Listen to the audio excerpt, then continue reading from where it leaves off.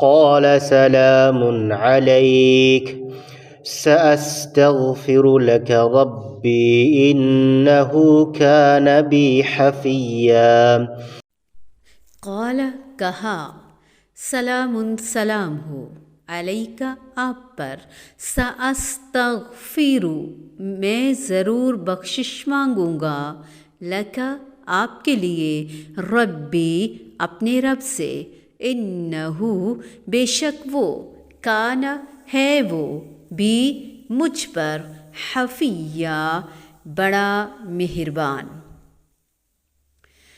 کہا، اچھا تم پر سلام ہو، میں تو اپنے پروردگار سے تمہاری بخشش کی دعا کرتا رہوں گا، وہ مجھ پر حد درجہ مہربان ہے۔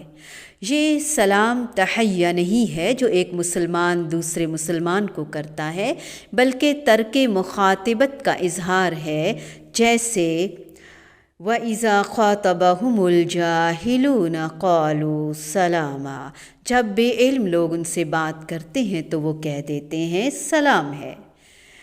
یعنی اہل ایمان اور بندگان الہی کا طریقہ بتلایا گیا۔ یہ اس وقت کہا جاتا ہے جب بخشش کی دعا مانگوں گا۔ حضرت ابراہیم علیہ السلام کو مشرک کے لیے مغفرت کی دعا کرنے کی ممانعت کا علم نہیں تھا۔ جب یہ علم ہوا تو آپ نے دعا کا سلسلہ بھی موقوف کر دیا، منقطع کر دیا۔ اب یہ ہے کہ رویے ہمارے سامنے آتے ہیں۔ اسلام اور قرآن صرف پڑھ لینا کافی نہیں ہے۔ باپ کہہ رہا ہے نکل جاؤ، سنسار کروں گا، مار دوں گا، مجھے نظر نہ آؤ۔ بیٹا کہہ رہا ہے، اچھے بچے ڈانٹ سن کر کیا کہتے ہیں، ادب اور احترام کا خیال رکھتے ہیں، اللہ اکبر کبیرہ، شاؤٹ بیک نہیں کرتے، بدتمیزی نہیں کرتے، بلکہ جواب بھی نہیں دیتے، بد اخلاقی نہیں کرتے۔ سلام دیا اور کہا میں آپ کے لیے دعا مانگوں گا، میرا رب مجھ پر بے حد مہربان ہے، مجھے یقین ہے وہ ضرور معاف کر دے گا۔ ہمیں بھی عادت ہے نا اپنے رب سے دعائیں مانگنے کی، مہربان ہے نا وہ ہم پہ، وہ ہماری ہر دعا قبول کرتا ہے، ٹالتا نہیں ہے کوئی دعا بھی۔ ابراہیم علیہ السلام نے اپنے جاہل باپ کے سنگ دلانہ جواب کے مقابلے میں انتہائی نرمی کا ایک بار پھر مظاہرہ کیا، کیونکہ انسان اتنا متحمل، اتنا حلیم نہیں ہوتا، اتنا ظرف نہیں ہوتا۔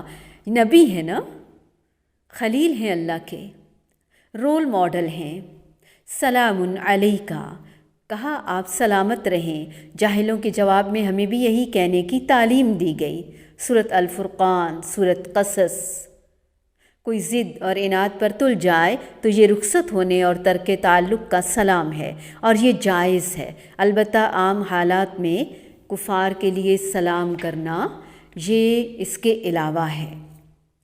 سأستغفر لک ربی، ابراہیم علیہ السلام نے اس وعدے کو نبھایا۔ سورۃ الشعراء، ابراہیم۔ مگر اب فوت شدہ مشرک، ان کے لیے استغفار کرنا، اپنے والد کے لیے استغفار کرنا، وعدے کی وفا کرنا، اب رب کا بہت زیادہ مہربان ہونا، اس کے معاملات کی فکر رکھنا، اس کے متعلق کثرت سے پوچھتے رہنا۔ جس طرح ابراہیم علیہ السلام کی دعا قبول ہوئی، رب تعالیٰ ان پر مہربان ہوا۔ آخر ابراہیم علیہ السلام کی قربانیاں بھی تو ہمیں دیکھنی چاہیے نا۔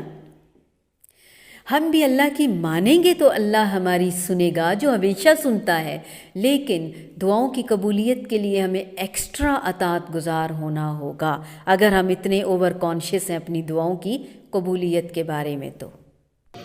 قال سلام عليك سأستغفر لك ربي إنه كان بي حفيا۔